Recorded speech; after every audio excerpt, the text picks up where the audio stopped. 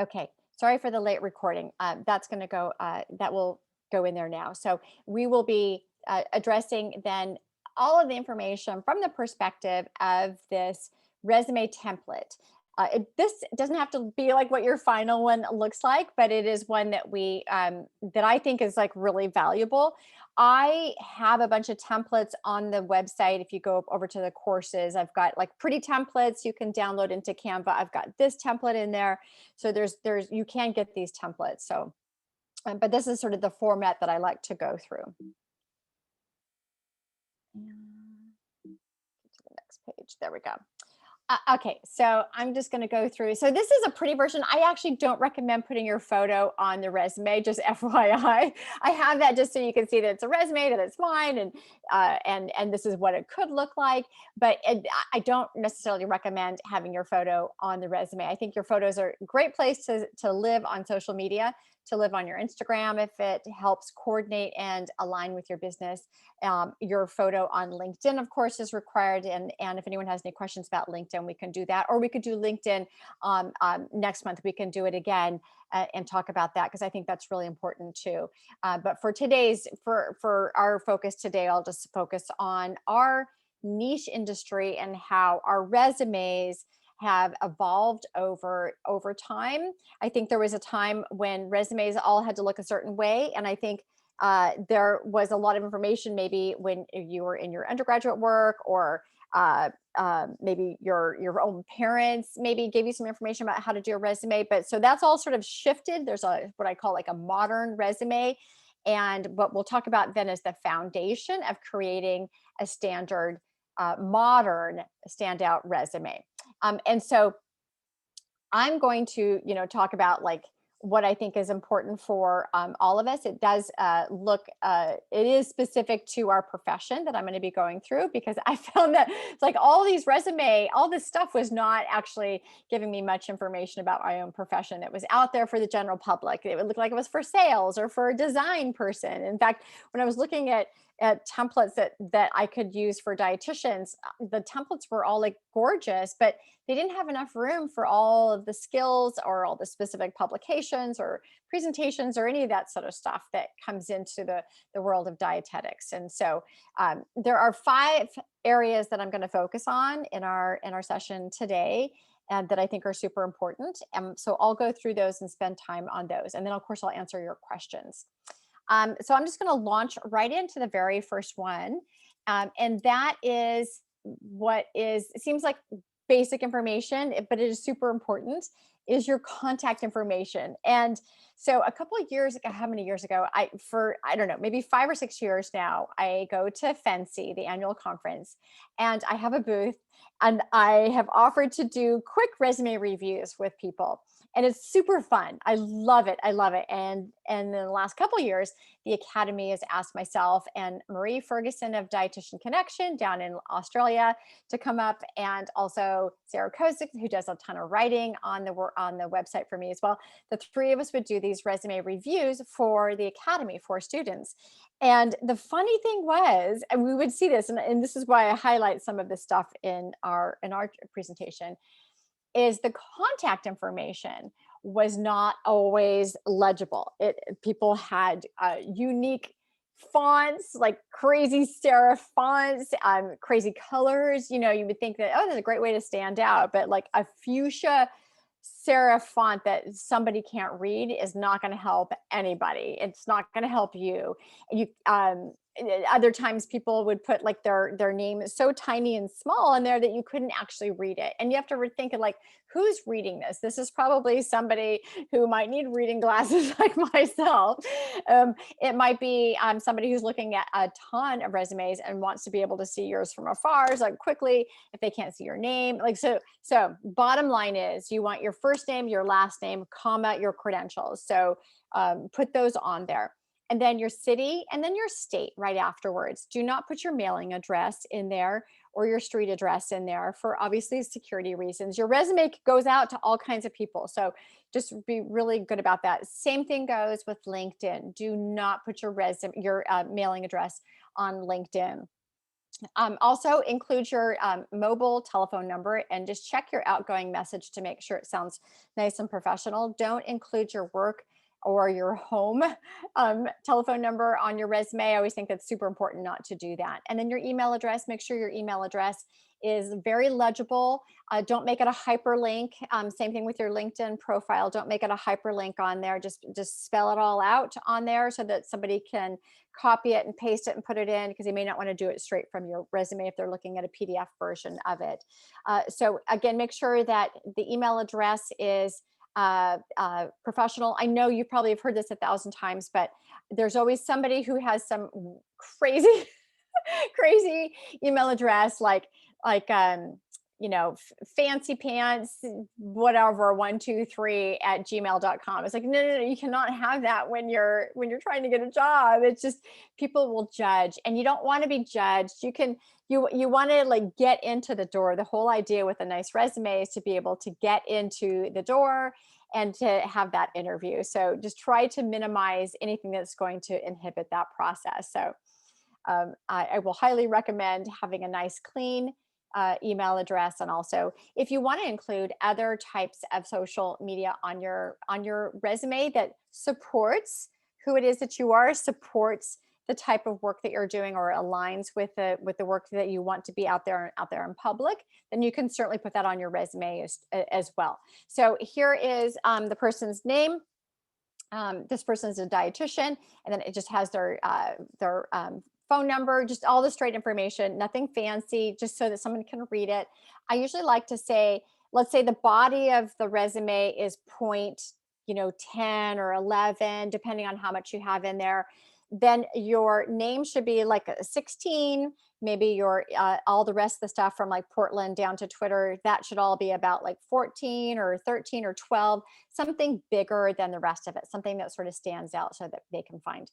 And then just under that section is something that I highly recommend that you do, and employers and recruiters do like this, is a little brief summary of qualifications. It just says very briefly who you are, what you're good at, what your background is, what your service is, and what your next step is, and where you want to go next, or what you are planning on doing, what's your next big picture. If you want to personalize it for a job that you're applying to, then you can put that you want to go work for that company doing this type of a job. So you can include that. It's not meant to replace your cover letter, but it is just something very specific to who you are, and someone can digest your resume quickly in the summary of qualifications. So we used to have something on there called the objective, and that's an old resume. An objective just says like, here's what I want, and that's it. Whereas you want your resume to be showing who you are, how you can be of value, how you can support the company, how your background, your services makes you the most qualified, or at least in the entry to apply for this job or to be considered for this upcoming job. And so again, you want to be of value. You want to show how you can help out at this next gig. And when I talk about resume, we were always thinking about getting a job, but it could be for a presentation or for getting an award. There's a lot of reasons why you would have a resume in the first place. So always thinking about how it is that you can be of service. That's sort of the more modern way of showing how you can be of value. And so here's an example of a summary of qualifications. Again, you don't have to include it. I like people to go through the exercise of drafting and creating a summary of qualifications, because it really helps. It's like an elevator pitch in some ways. It really helps you figure out who you are, what you're good at, where you want to be of service, or like how you can be of service, and what you want to do next. What is your next big step? What's your next big a value option that you can provide somebody. So here is experienced dietetic technician, and you can say DTR registered if you want all that stuff. You can, however you want to describe it, with gestational diabetes, nutrition education, and menu planning expertise, proven excellence in customer service, public speaking, data analytics, seeking to transition into nutrition informatics with larger team. So it could be anything that you want. This is just an example. This is in the ebook on how to create a resume, but you can just look at this here, maybe take a screenshot if you want to as well. And really, it's just a simplified way of outlining how you want the summary of qualifications to look like. It's just 4 to 6 sentences, not very long. Doesn't want to take, you don't want it to take up too much real estate on your resume. And you can put in here what the job title is, your relevant background, your professional experience that's related to this next step or what you want to do, and say in there, and your strongest skills to do the job. And then a couple different ways of writing it out, a couple different tries at doing that. So that's what that looks like. Again, that's optional on your resume, but when I polled the employers, over overwhelmingly the employers enjoyed these and liked these and needed these when they were done well. So again, just showing them how you can be of service. Okay, the next section I want to go into then is what I call quantifiable work experience. And I'm just going to pop back up to, I'm just going to scroll through just so I can find the template again for you. I should have put another one in, a slide with it in there. But so you can see how there's the name, and then there's a summary of qualifications, and then we start off with work experience. So, but if you're applying for a dietetic internship, you can move your education up to the top and then have related dietetic skills in there, or dietetic experience, whatever. So this is somebody who's already gone through any sort of education process. Maybe you're already in your first job, and or you've had multiple jobs, or you're coming back into the workforce again. I highly recommend this format, and this is a chronological format. I didn't mention that before too, but employers really do like the chronological format, not the skills or functional or any of that kind of stuff. They just want to be able, you don't want them to have to be a detective to figure out who you are, where you've been, and why you're a good fit for this job. You just want to make it super easy for them to figure it out. You don't need to hide gaps anymore. That's sort of the old resume where you had to hide your gaps, and you don't need to do that anymore. You just got to be able to speak to them and start off and talk about that. If someone has a specific question about that, I can give you my full 2 cents on it. But so work experience comes next, and I'll just show you from here. Then we'll start off with the company, the date, and what the title is, and then go into what I'll call now the scope of the job and these bullet points where you have your success. And then we'll talk about the other parts later. So let me go back to this. So what I like to see right at the top of the your first bullet point is giving an explanation of what that job is. And of course, if it's a job that you're presently in, then you use present tense. If it was an old job, it's all past tense.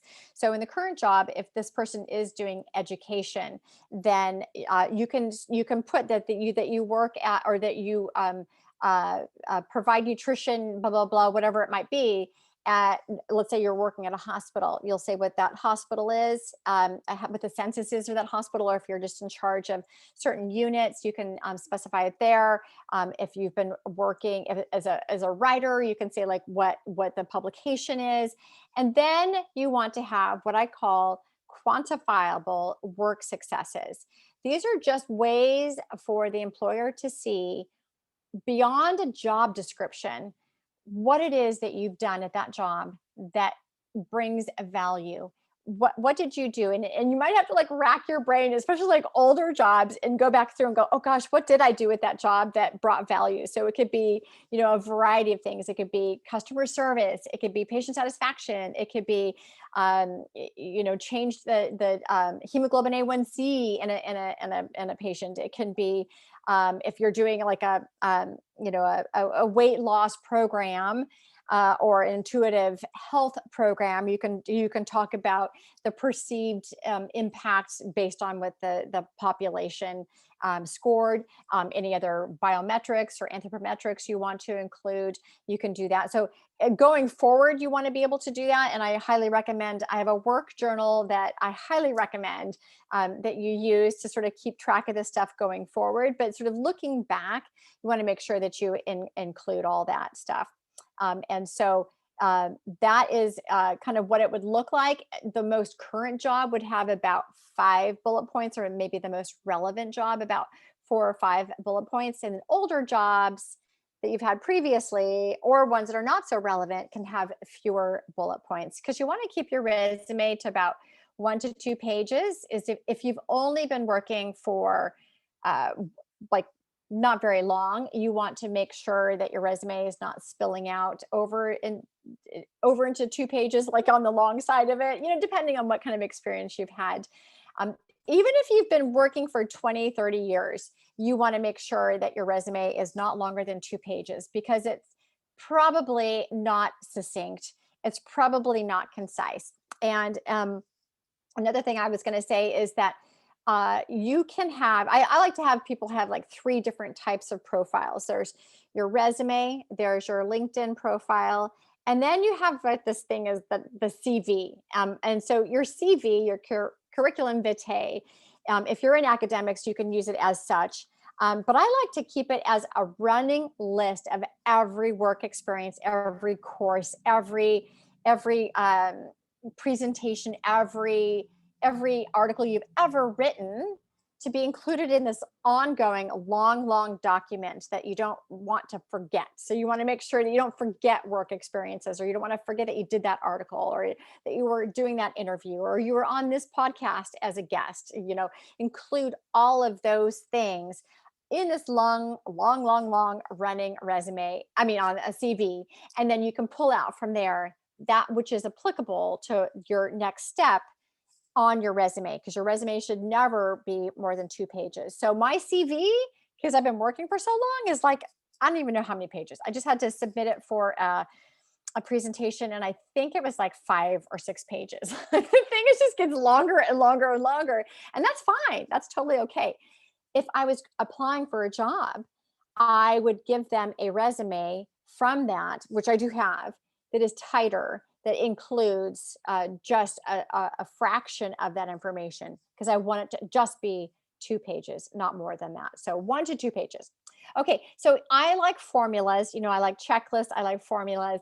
And so this is my formula for making these little bullet points, the quantifiable work success bullet points. And so you start with an action verb, and then you go to accomplishment. And for action verbs, you can look them up. I've got some on my website. Actually, on my Instagram reels, I've got a couple of them with some action verbs in there that you can take a peek at. I'm going to add some more as well. And then the quantifiable outcome. So let's do it like this so we can see it better. So action verb, increased, generated. The accomplishment was the patient satisfaction, or the consumer engagements, and then the outcome. So numbers, dollars, percentages, any kind of number you can include in there. So if you educated, let's say you educated discharge patients on the cardiac diet or something, give an estimate of how many you did in a week. If there's no other way to quantify what it is that you did with them, look at like, well, what are some numbers I can pull out of this work experience that I've had? And so that is a way to do that. You can say, like, for example, you increased the patient satisfaction by 150%, or you generated 1,100 online computer engagements, whatever it might be. There are lots of numbers you can find. Presentations. I gave, 6 presentations on a monthly basis at the bariatric weight loss program, or I gave grocery shopping tours once a week, or 4 times a week, or 4 times a month. Just any way that you can put, and if you can make that number big, or if you've written articles for one publication, you can have a list of those articles. You can also direct them to maybe your blog or website that you have that has all those articles. But in the work success bullet point, you can say, wrote X number of those articles, so 15 articles for whatever website it was, for NutritionJobs or whatever. And so then, of course, I have a worksheet for this. You can take a screenshot of this as well. So again, it has the action verb, the accomplishment, and the outcome. So just making sure that they're in there, and then the scope of the job, and then you can include those in there. And every job's going to have more or less of those. You can try to work with them and see what works for you. And see how you can sort of word it and in such a way. It's hard work. This is the hardest part. The rest of it's all a piece of cake. The work experience and the summary of qualifications, those two are hard. And so you can tackle, when you're updating your resume, maybe just tackle one thing at a time. I do recommend actually doing the summary of qualifications at the end.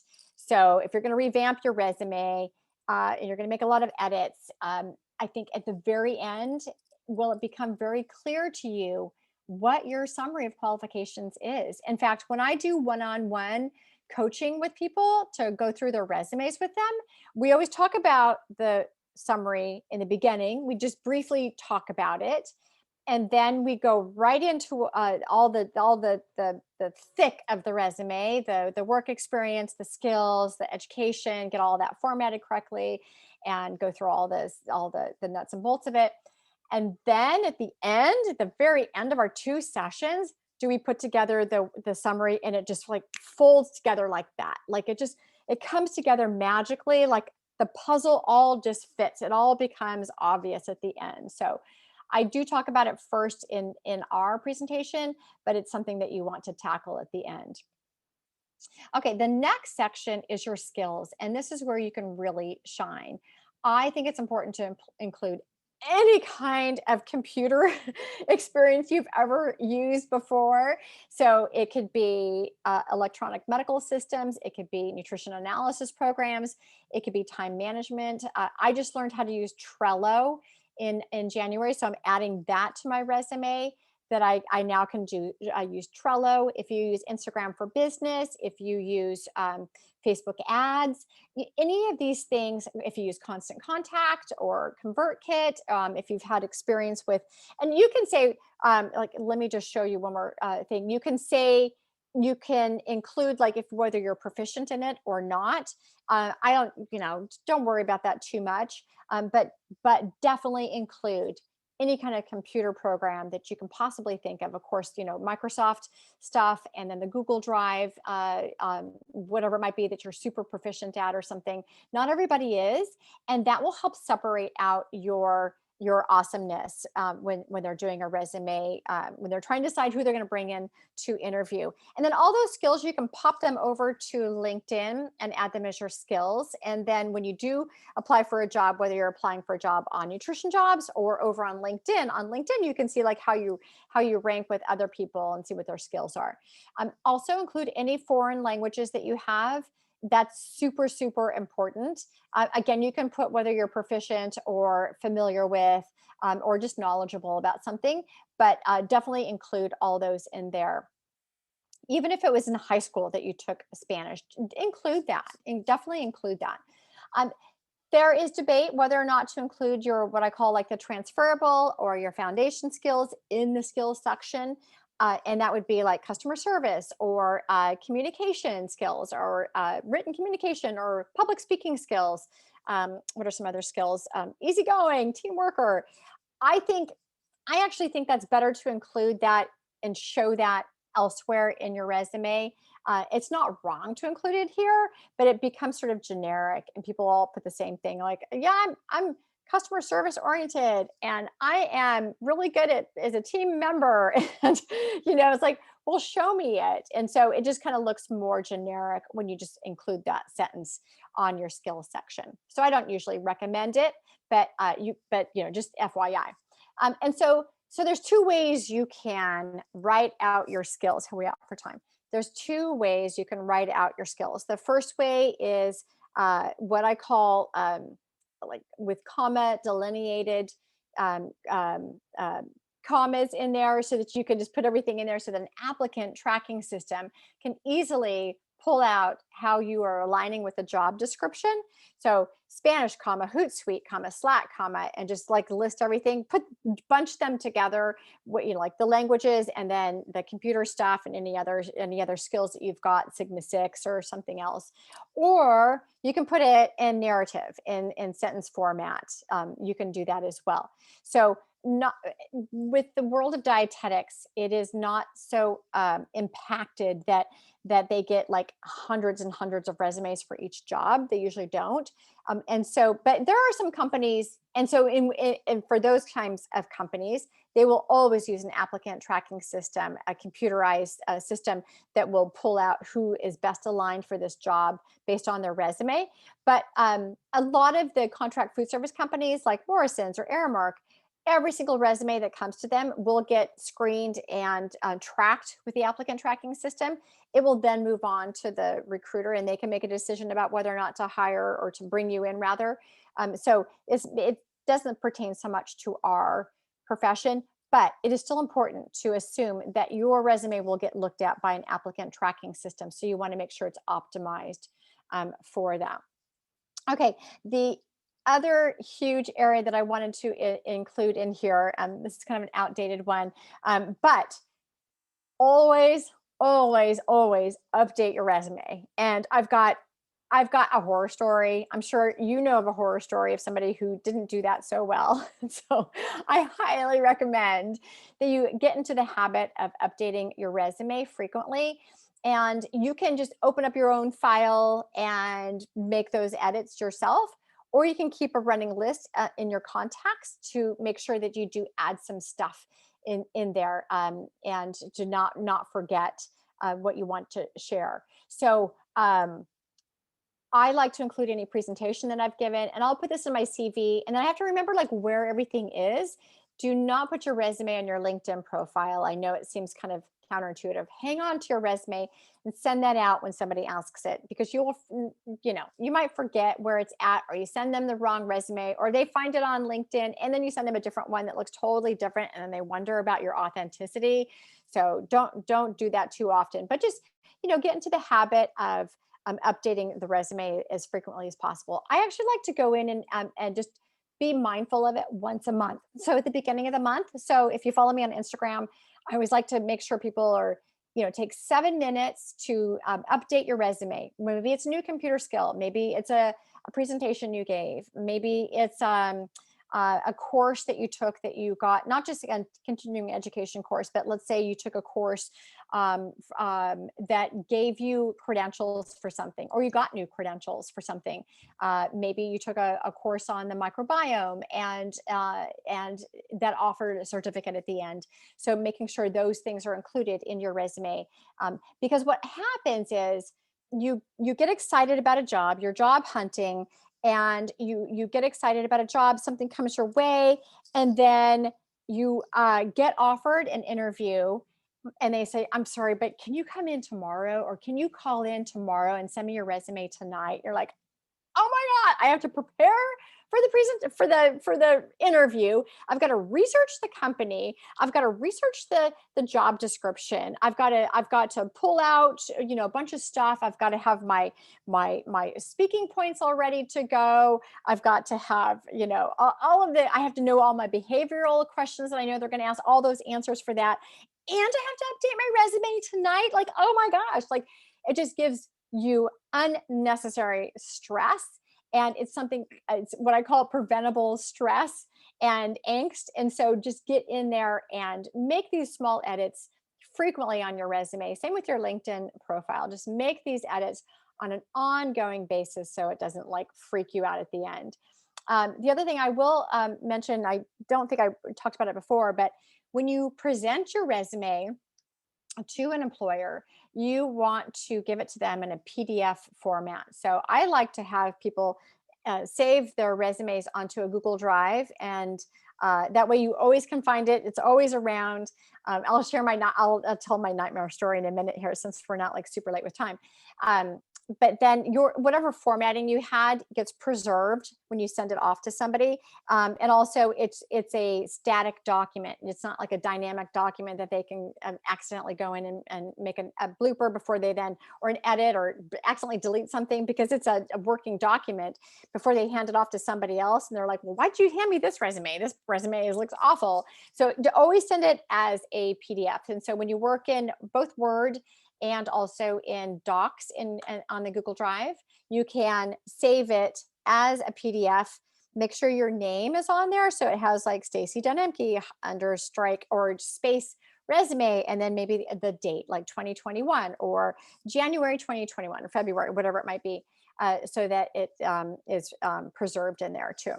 I'm going to, before we get into this, I'm going to stop sharing and peek over and see if I see any questions that, okay, good. There's no burning questions. Let me just look in the Q&A. Okay, great. Okay, if you do have questions, put them over into the chat or over into the Q&A, whichever one you want to do, and we'll address it there. Okay, so let me go back over to sharing my screen. Okay, here we go.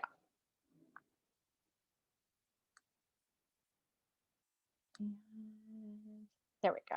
I'll just start back over again.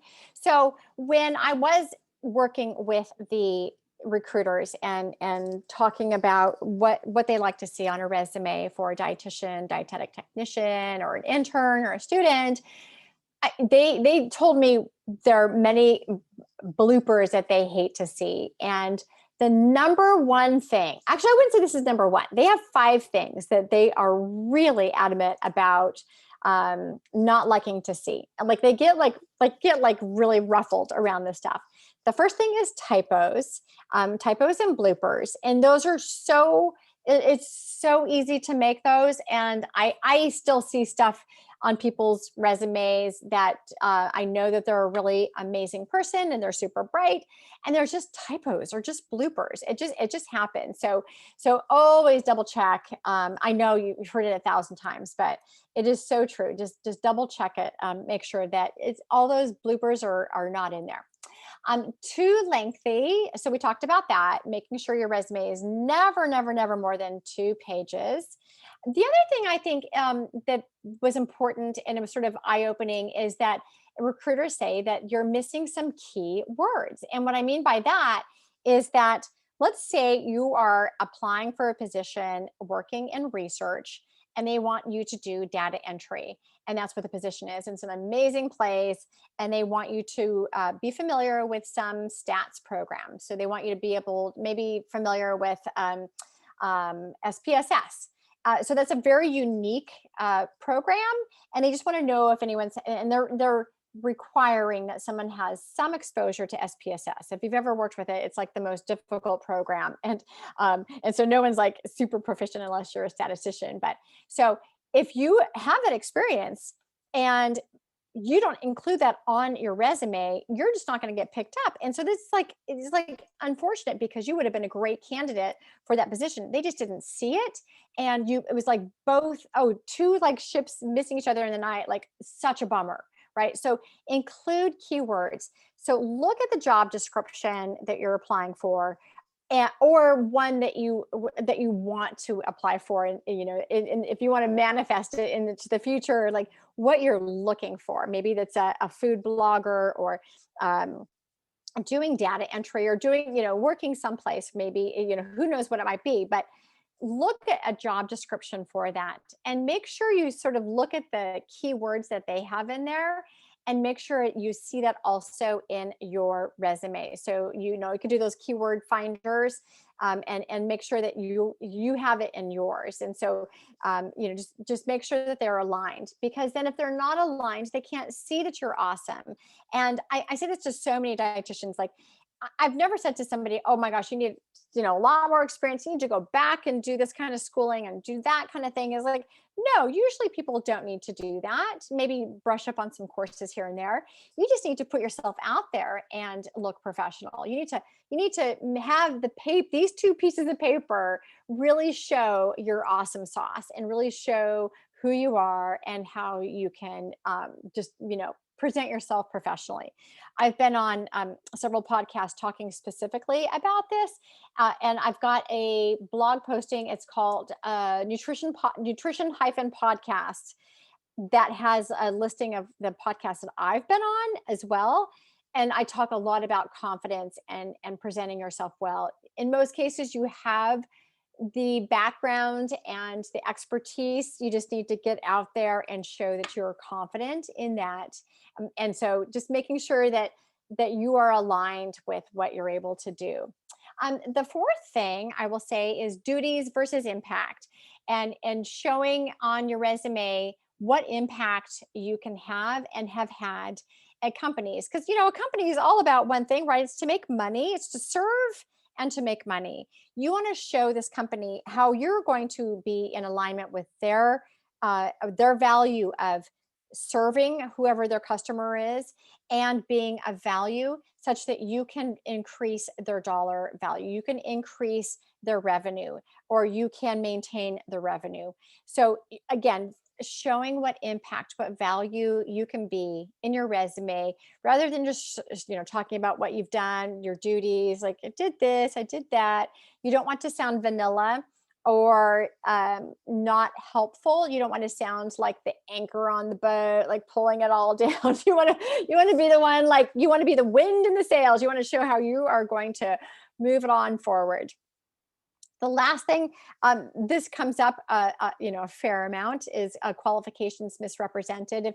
If they're asking for somebody who's been in the workforce for 10 years, and you've only been in the workforce for a year, then probably not a job that you are going to be getting. But you can also just connect with that employer, that recruiter, and say, I realize I don't have the qualifications just yet. I've only been working 1 year, and I know you want someone who's been working for 10 years. But here's my resume anyway. I would love to stay in touch, and then do stay in touch with them, and just create this networking environment that you can then connect with them. Okay, so those were the questions that I wanted to address that came from recruiters, or not questions, but so what the recruiters are looking for. And now I want to address some of your questions. And so a couple of them came to me ahead of time, and then we'll address them in here as well. I'm trying to think if there's anything else I want to hit before. Okay, great. So the question is, how can you make your resume stand out when you just got out of college, right? And this seems like an honest question. And I have to say, like, every time someone says this to me, I think, like, well, gosh, if you just got out of college, I know for sure that if you've worked your tail off doing volunteer work, doing work for a dietitian, like maybe, helping out with a presentation, or giving the presentation, um, giving group talks, individual talks. Like I know how much work someone has done. And so all this is getting back to looking at what you've done in the past, and being able to share that, and being able to highlight that, and using those action verbs, and just putting them out there. You don't need to lie about yourself or super fudge, but you can highlight things about yourself that really show how awesome you are, and how meaningful the work that you've done is out there. And so I always say, like, of course you can stand out by just putting that information onto your resume. You don't need to do anything special. You just need to make sure that it's highlighted and that it shows. And sort of back to what we were saying before, is having that confidence and saying, I am qualified for this. I have been able to work with this group or that group, and I have been able to make to be able to do this or not. And so just making sure that that stands out on your resume is going to be up to you. Again, just using those action verbs is going to be good. So include your skills, include your publications, include your any works that you've written. You might have thought that maybe this special project that you did in college didn't, what it was just for college, but you can highlight that. Maybe you looked at the bone density of who knows what it was. Maybe you did a meta-analysis on something. Put all that into your resume, and make sure that it stays in there, and you can highlight that as you need to. So that's what I always say. Like, you already stand out, just put it into the resume. Okay, the next question is, what advice do you have for DTRs who just finished school and passed the DTR exam, but have no actual work or internship experience in nutrition? And I know this is an odd situation with the certification process, in that there is, and Corrine and I were emailing about this as well, that there is no internship that is in part of the DTR process, which is a bummer. But like, I would counsel anybody who is looking to work in a field, and they feel like they don't have enough experience, is to there's a lot of different things you can do, right? Look back and sort of look back at over the experience you may have actually had in college. I've had a variety of jobs, and so one job I actually had was I was a food writer for the California Tree Fruit Agreement, and I would write these little, they were 100-word essays on tree fruits and on peaches, pears, nectarines, and plums. And they would give me a recipe, and I would just write like this little intro about it. And I think now that was like SEO blogging, like giving more information than just a recipe. And I got paid per article, and I never thought much of it. I never thought like its relationship with my nutrition degree, but I think I remember hesitating on whether to even put that into my resume because it wasn't dietetic specific. And it turns out, of course, that was dietetic specific. That had a lot to do with dietetics. I didn't work in a hospital, but I had that experience. So, thinking back through, you may have had an experience that can qualify towards that. So, that said, maybe you don't.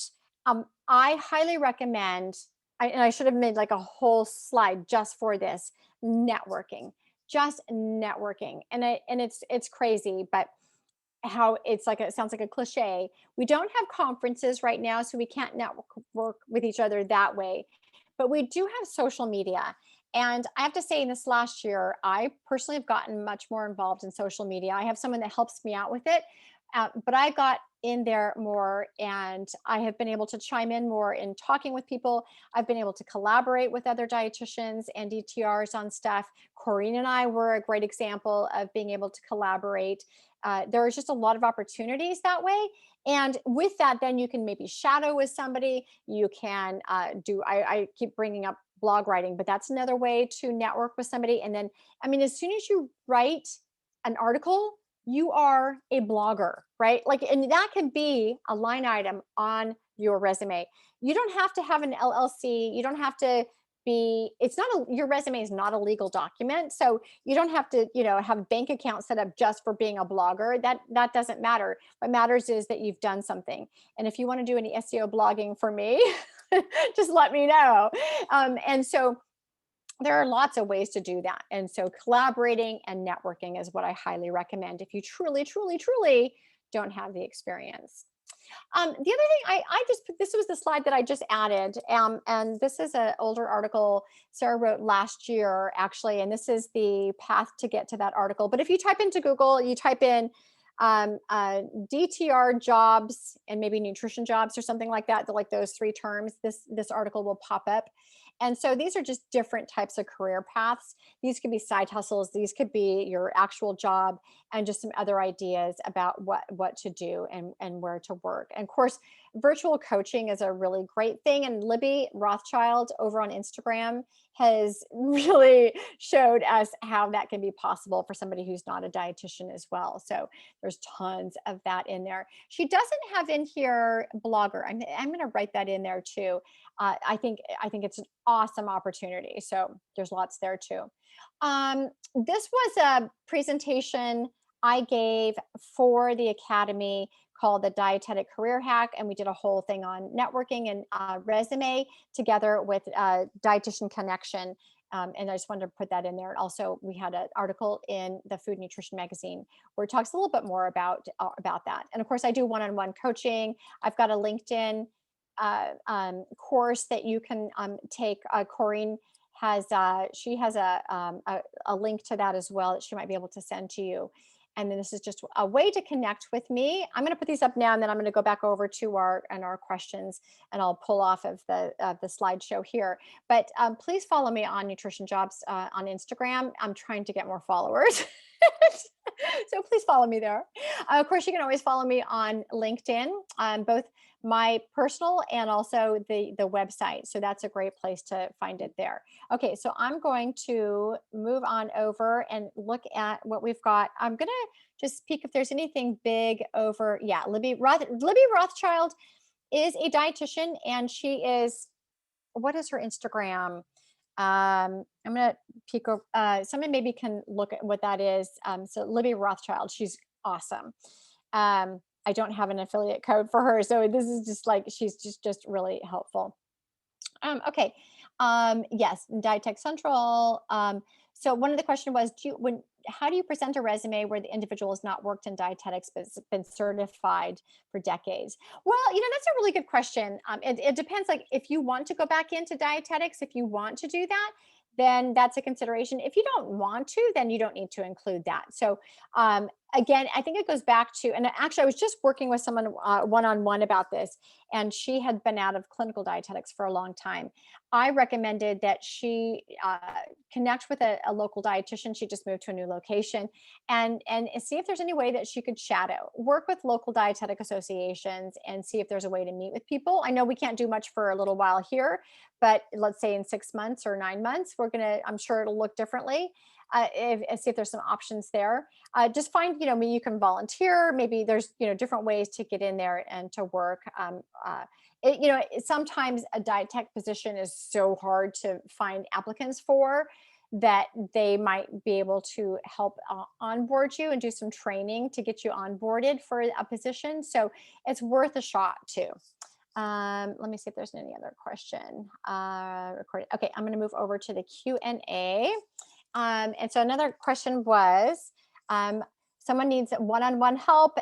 Her skill knowledge is mostly outdated. I've been in the field for years. Well, so you've got this. You can always work with me one-on-one. I've also got a workshop where we go through things a little more in detail, but you will have received a good section of it here. So you can always work on one-on-one. The next person asked, oh, I'm sorry, are you able to see those? I'm sorry, I'm not so good with with the Q&A. So I think if you guys can see those, so I'll just go through all the questions that are in here. Someone else asked how much it would cost for someone, to look over your so for me, my rate is, I forget what the rate is. I have to look over on the side. I think it's $225, and we do 2 sessions. I sometimes sneak in 3.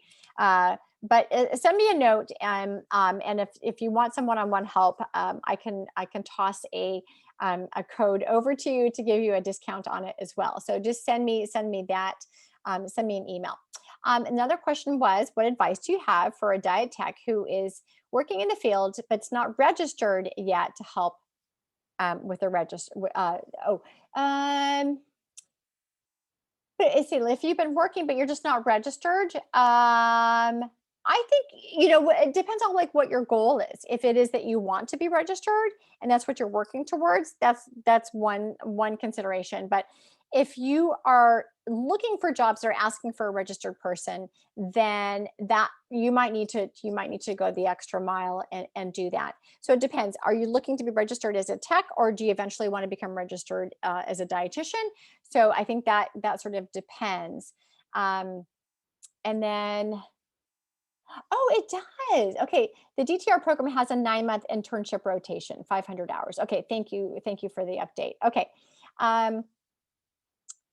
Someone missed the end slides, and I will post a recording. And how do we access the recordings that you have done? I will send out I will put that onto the same link, the one that I had in the beginning. Let me see if I can pull that up for you again. It is NutritionJobs / resume DTR. Let me see if I can put that in the chat.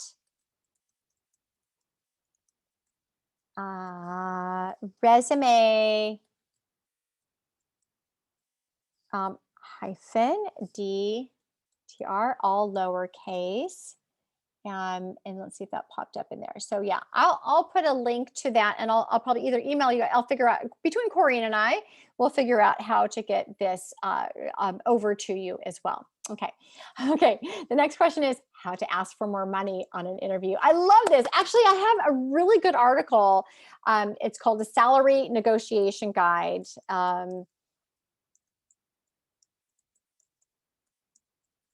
I mean, that could be a whole other, the / is NutritionJobs and then / that. I mean, that could be a whole other a webinar talking about how to ask for more money. So I'll just state, we've got like 3 minutes left. And so I'll just state it quickly, and look at that guide there too. Make sure your resume and your prep for your interview talks about what your, I see what you're saying.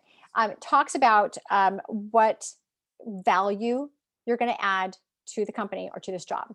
So that's your bottom line. You don't want to say I would love to work in research. you will go in there with showing how it is that you're going to be of value. Okay, so that's your first thing is, and then researching the company. Sometimes companies have ranges and you'll never be able to move out of that range. They're like, big companies like Sodexo or Aramark, they have these ranges for positions. And so you can always go for the top end of that. And then also talking to them about maybe different alternatives. And so if you can't get a 4% raise, 5% raise in your current job, you should be expecting about a 10 to 20% raise when you're job hunting, when you're moving around. Again, depending on where you're going to work and depending on where you're at in the pay grade and the pay scale, if they have something like that. The other thing you can consider is what other compensation can you get? So when you've got vacation days, paid time off, there is 401k, your health insurance. So make sure that when you're thinking about, or especially if you're comparing yourself with working for yourself. So if you're charging somebody $100 an hour for their services, and then you go work for another company and they're only paying you, $30 an hour. Well, think about what's the difference between those $2 values. Are they paying for tuition for you to get a master's program? Are they paying for maybe your food, for some of your food while you're there at the hospital, whether you want to eat it or not? Are they giving you tuition assistance? Are they giving you your benefits, which is, a chunk load of money every month? Are they matching your 401k? Again, a chunk load of money every single month. Look at what it is that they're offering you and making sure that you're doing the math on that as well. Another thing you can negotiate for different hours. So one of the jobs that I did, I negotiated for working fewer hours, but I stayed on site so that I could build out NutritionJobs and use their big Cat5 internet line because I didn't have that at home at the time. And so I negotiated. I said, I want to keep my same salary. I only want to work for I'm going to say 45 hours. I think I want to work for 35 hours a week, and I want to take an hour off every day. I'll sit at my desk and be on call if a crisis happens. But from it wasn't from 4 to 5, it was from 2 to 3 or some time where it wasn't like tray line or an issue. And I said, and I want to work on my website during this time.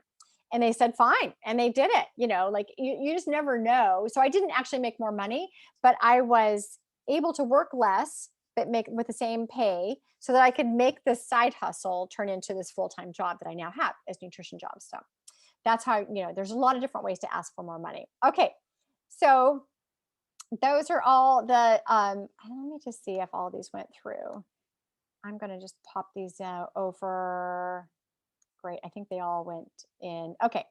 And answer live, done. Okay. I think I'm just making sure that these all get addressed so that you can see that they're in there as well.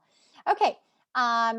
Oh my gosh, this was great. Someone asked if there's going to be any more workshops, and I think it'd be really fun to do a LinkedIn one. So maybe Corey and I can coordinate doing that as well, because I think this is important. And especially if you follow me on Instagram, I'll do a LinkedIn workshop. We'll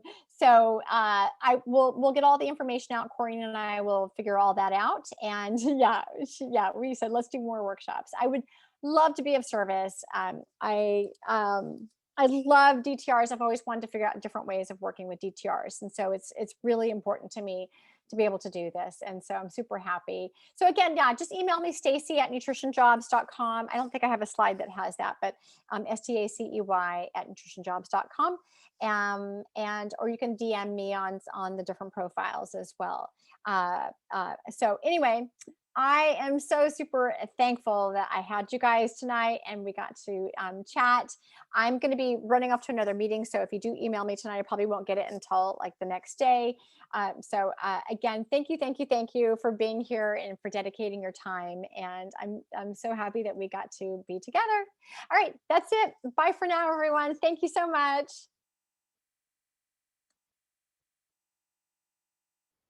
Oh wait, there's more in here. Oh, okay, thanks you guys. I'm so cheesy, aren't I? All right. Bye for now, everyone.